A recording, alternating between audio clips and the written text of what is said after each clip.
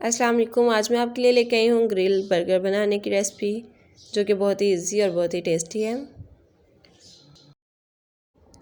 इन सब चीज़ों को डाल के जो है मिक्स कर लें अच्छे तरीके से। मैंने सब कुछ मेंशन कर दिया है, जिससे कि आप बहुत ही ईजी और बहुत ही टेस्टी बर्गर घर पे आसानी से बना सकते हैं। और फिर इसको हाथों को ग्रीस लगा के इसके गोल गोल कबाब बना लेंगे और इनको फिर जो है हम ग्रिल पैन में जो है इसको ग्रिल फ्राई कर लेंगे।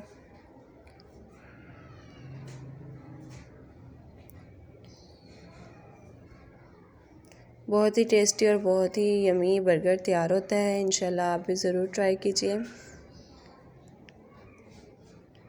बर्गर को भी हम इस तरीके से फ्राई कर लेंगे, लाइट लाइट सारा। मायोनीज़ लगाएंगे, अनियन रखेंगे, इसके ऊपर हम टमाटो स्लाइस रखेंगे, बंद गोभी रखेंगे, चिकन कबाब रखेंगे और तिक्का मायोनीज़ का लगाएंगे और ये रेडी हो गया। वीडियो अच्छी लगे तो इसको लाइक और शेयर ज़रूर